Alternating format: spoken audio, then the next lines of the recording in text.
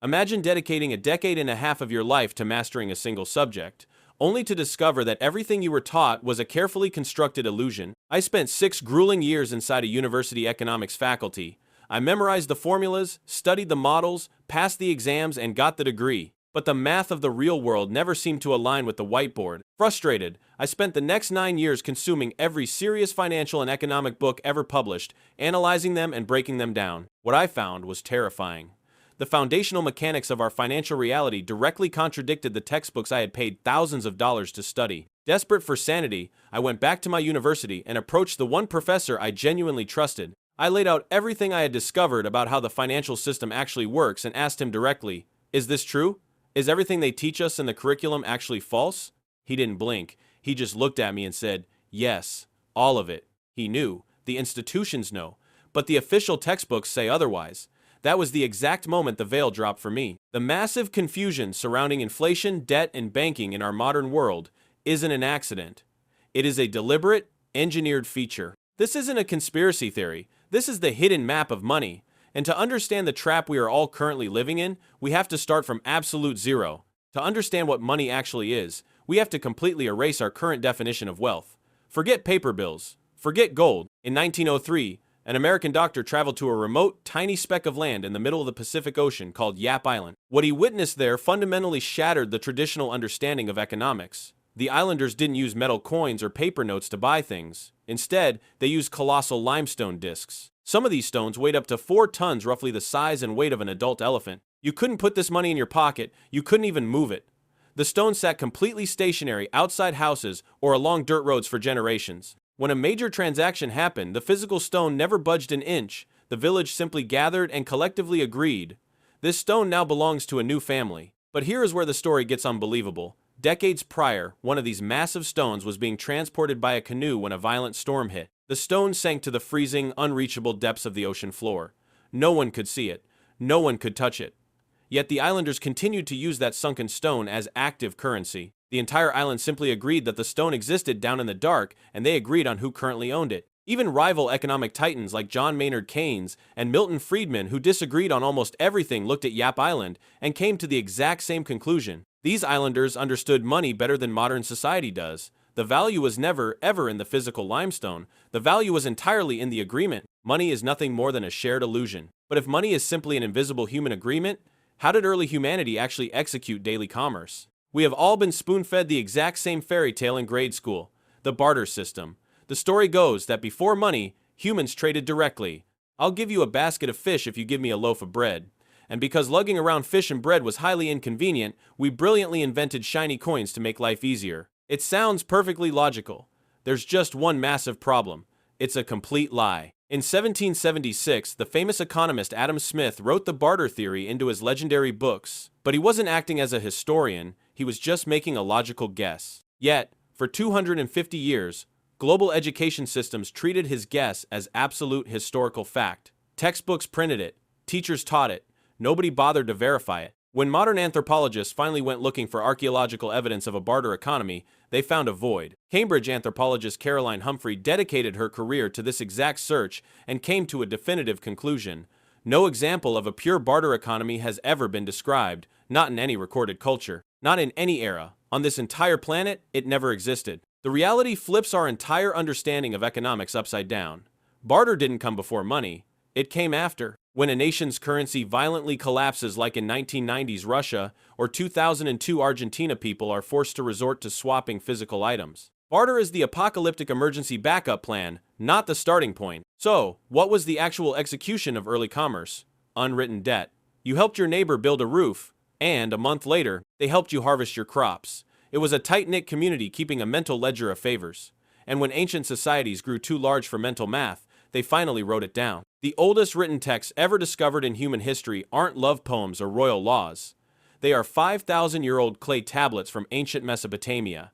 They are ledgers, debt records, IOUs scratched into dirt. For over 2,000 years, entire sprawling empires operated and built massive cities without a single coin, running purely on recorded promises. The physical coin was just an afterthought. The promise came first. If money is just an agreement, then ideally, it should act like a perfect measuring tool. Think about time. A minute is exactly 60 seconds. It doesn't matter if you are standing in Tokyo, sitting in a cafe in New York, or hiking in the mountains of Peru, a minute is a minute. Nobody can wake up tomorrow morning and declare, actually, starting today, a minute is only 54 seconds. Time is anchored to reality. It is fixed, stable, and completely immune to human manipulation. That stability is exactly what allows us to plan our lives, build schedules, and trust the future. Money was supposed to be the exact same thing, a flawless, unchangeable ruler for measuring human value and labor. But here is the perfectionism trap we all fell into. We desperately wanted the convenience of a perfect system, but we forgot one crucial detail. Unlike the laws of physics, money is a human invention, and human agreements can be silently altered by the people who control them. To stop rulers and kings from cheating, humanity spent thousands of years tying money to physical elements: gold, silver, heavy metals. Things you couldn't fake or print out of thin air. It wasn't perfect, but the physical weight kept the system relatively honest. But carrying heavy metal is exhausting. About 1,000 years ago, during the Song dynasty in China, merchants were using heavy iron coins. To buy anything of real value, you had to physically drag hundreds of pounds of iron across the country. It was dangerous and incredibly inefficient. So, the merchants came up with a brilliant, perfectly logical solution: leave the heavy iron in a secure local shop, take a lightweight paper receipt, and trade the paper instead. It was a perfect innovation. Until the government noticed. The state took over the system, creating official government-issued paper money. And then, the inevitable happened. Wars cost money. Palaces cost money. Finding and mining new iron was expensive, but printing a new batch of paper receipts? That was practically free. So, the government printed a little more, and then a little more. Suddenly, the ruler they were using to measure value started shrinking. The Chinese people became the first in history to invent the convenience of paper money, and the very first to have their wealth entirely destroyed by it. But the real illusion, the massive myth that modern society still blindly believes today, was born a few centuries later in 17th century London. At the time, the streets of London were violent. Keeping your life savings in physical gold under your mattress was a massive risk. So, citizens began taking their gold to the local goldsmiths, who already had heavily guarded vaults. For a tiny fee, the goldsmith would lock your gold away and hand you a paper IOU, a receipt, proving you owned exactly that much gold. Quickly, people realized it was much easier to just hand the paper receipt to the butcher or the blacksmith rather than walking all the way to the vault, withdrawing the heavy gold, and handing it over physically. The paper became the money, but late one night, a goldsmith looked around his massive, silent vault and had a dark realization. The gold never moves. On any given week, maybe 1 in 10 people actually showed up to physically withdraw their metal. The other 90% just blindly traded the paper receipts. So, the goldsmith had a thought: what if I quietly start lending out this gold to other merchants and charge them interest? No one will ever know. Let this sink in. The goldsmith was charging interest on gold that did not belong to him. Imagine paying a valet to park your car safely in a secure underground garage, only to find out the valet is secretly renting your car out as a taxi every single night. The valet keeps 100% of the profits. You get absolutely nothing. And worse, you carry all the risk if the car crashes. You think your wealth is safe in a vault, but it's actually out on the street. But the goldsmiths didn't stop there. Greed took over. They realized they didn't even need to lend the physical gold. They could just print fake paper receipts for gold that didn't even exist and lend those out.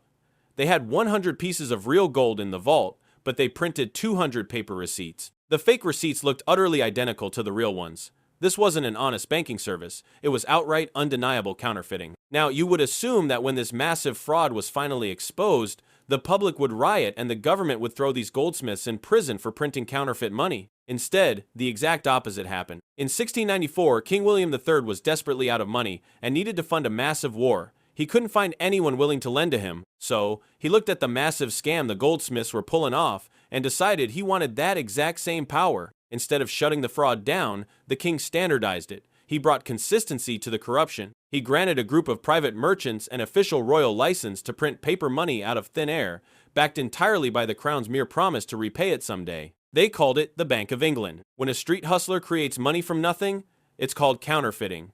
When the government licenses a bank to do the exact same thing, it's called a banknote. It was the exact same trick, just wearing a crown. This wasn't just a British anomaly. Almost every nation on Earth watched this happen, realized the immense power it offered, and copied the exact same system. The ruler used to measure your hard work was officially handed over to the people who profit the most from making that ruler shorter. Fast forward to 1944, the world was utterly decimated by war. Global leaders realized that if they wanted to rebuild civilization, they needed a stable, trustworthy financial anchor. They needed to find a unique perspective that everyone could agree on to prevent total economic collapse. They all sat down at a conference and made one simple rule. Every major currency in the world would be tied to the US dollar, and the US dollar would be strictly tied to physical gold, locked in a vault, at exactly $35 for 1 ounce. For a couple of decades, it worked beautifully. Economies boomed, the middle class thrived, people were living better than ever before. But quietly, a massive problem was brewing in the background. The United States was funding incredibly expensive overseas wars and massive domestic programs. They were spending way more money than they actually had. So, what did they do? They did exactly what the Chinese emperors and the London goldsmiths did.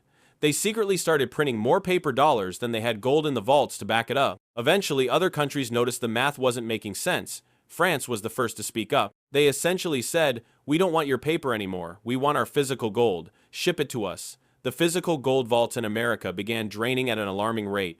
It was a classic bank run, but on a global scale. The US president at the time, Richard Nixon, was cornered. Instead of admitting the vault was emptying and fixing the spending, he took a radically different approach. On a quiet Sunday evening in August 1971, Nixon went on national television and confidently announced a temporary suspension. He completely severed the US dollar from gold. That one single broadcast fundamentally changed the trajectory of human history. The last physical anchor was cut. Overnight, every currency on the planet became nothing more than a piece of paper, backed by absolutely nothing except government trust. Let this terrifying reality sink in. If you had $100 sitting in your wallet on that Sunday night in 1971, the exact same $100 today only buys you about $8 worth of goods. 92% of your purchasing power, the physical value of your time and labor, has been silently evaporated. And the craziest part? The number printed on the paper never changed. You still think you have $100, but the ruler has been completely snapped in half. You would think that after the shock of 1971, society would demand a better system, but it actually got vastly more deceptive. When people think about how money is made today, they picture massive government facilities, heavy industrial printing presses, armored trucks, and giant steel vaults. They think creating wealth requires incredible physical equipment. That is the biggest illusion of the modern era. Today, 97% of all the money flowing through the global economy does not exist in the physical realm. You can't touch it, you can't fold it. It is entirely digital, just pixels on a screen. And the most shocking part? This digital money isn't created by the central government. It is created by private commercial banks. The textbooks tell you that banks are just middlemen. You deposit your savings and the bank takes your savings and lends it to your neighbor so they can buy a house. That is a complete lie. That is not how banking works. Imagine you walk into your local bank branch today. You sit at a desk and ask for a $10,000 loan to start a business. The banker hands you a contract. You take out a pen and sign your name. At that exact precise millisecond, two things happen simultaneously. The bank officially records your promise to pay them back as an asset on their balance sheet. Then, the banker simply turns to their computer, types a 1, followed by 4 zeros, and hits enter. Boom! $10,000 magically appears in your checking account. They didn't transfer that money from someone else's savings. They didn't pull it from a vault. They literally typed it into existence out of thin air. You don't need printing presses to create money anymore. Your signature on that piece of paper is the equipment. Your willingness to go into debt is the only thing powering the creation of modern money. But this system harbors a dark, mathematically impossible secret. It relies entirely on a cycle of desperately imperfect action just to keep from collapsing in on itself. Let's look at the math of that loan. You just borrowed $10,000, but the bank isn't doing this for charity. They charge you interest. By the time the loan is due, you don't owe $10,000. You owe $11,000. Here's the question that breaks the entire matrix. Where does that extra $1,000 come from? When you signed the contract, the bank only typed $10,000 into existence. The extra $1,000 needed to pay the interest was never created. It literally does not exist anywhere in the financial system. So, how do you pay it back? The only possible way you can find that extra $1,000 is if someone else in your city goes to a bank and takes out a brand new loan. You have to essentially capture some of their newly created debt to pay off your interest. But now, that new person owes principal plus interest. So a third person has to borrow. And then a fourth. The system is fundamentally designed with a permanent shortage of money. The only way anyone can ever pay off their debt is if society continuously, relentlessly takes on larger and larger amounts of new debt. The global economy is a massive game of musical chairs. If people ever stop borrowing money, the music stops, the money supply violently shrinks, and the entire system collapses into a catastrophic depression. The system doesn't just encourage you to be in debt, it absolutely requires it for its own survival. When you realize that the global economy requires an endless spiral of new debt just to survive, you have to ask a dangerous question. Who actually designed this? Every major central bank on the planet actively targets a specific metric, a 2% annual inflation rate. They publicly broadcast this metric to the community, packaging it in comforting economic terms like price stability and steady growth. But let's look at the math. Inflation is simply the deliberate weakening of a currency. So, who wins when the currency gets weaker? Borrowers. If you borrow a massive sum of money today, but the currency loses its value over the next decade, the real-world weight of your debt quietly shrinks. You are paying back the loan with money that is worth significantly less than when you borrowed it. Now ask yourself, who are the absolute largest borrowers on the face of the earth? Governments. Every single nation is sitting on a mountain of debt so catastrophically large that it could never realistically be paid back through honest taxation. The 2% inflation metric is not an economic accident. It is a calculated defensive feature. It is a silent, invisible tax. The system prioritizes the massive debts of the government community by quietly siphoning purchasing power directly out of the savings accounts of everyday citizens. The architects of this system rely on one crucial vulnerability. Human beings are terrible at calculating compound math over long periods. 2% sounds incredibly harmless. If the price of your groceries goes up by a few cents next year, you aren't going to riot in the streets. You just adapt. But when you add the relentless pressure of time to that equation, it becomes a weapon of mass wealth destruction. When you compound a 2% loss of purchasing power year after year, decade after decade, the ruler used to measure your life's work snaps. Exactly every 35 years, the actual, real-world value of your hard-earned savings is slashed completely in half. Think about what that actually means. You sacrificed your time, you worked 40-plus hours a week, you missed family events, you stressed, you saved your money in a bank vault you thought was safe. And simply by making the time pass, the system quietly confiscated 50% of your stored labor without ever having to pass a single tax law. When you step back and look at the entire map from the sunken limestone discs of Yap Island to the counterfeit receipts of the London goldsmiths to the digital keystrokes of modern commercial banks, you arrive at one chilling, undeniable realization. The shrinking middle class, the constant financial crises, the agonizing transfer of wealth from the people who produce value to the people who print the money. It is not a glitch. The system is not broken. It is functioning exactly as it was mathematically designed to. So, what is your roadmap from here? Most people will hear this, feel a brief surge of anger, and then go right back to sleep. They will go back to scrolling, go back to storing their life's energy in a currency that is actively melting, and spend the next 10 years wondering why they can never seem to get ahead. Do not be most people. You now know the ruler is rigged. I want you to take one concrete action today to protect yourself. Not next month. Not when you have more time.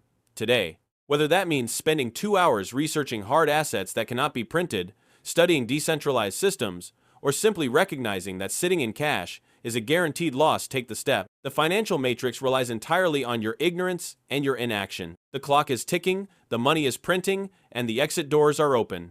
The choice to walk through them is entirely yours.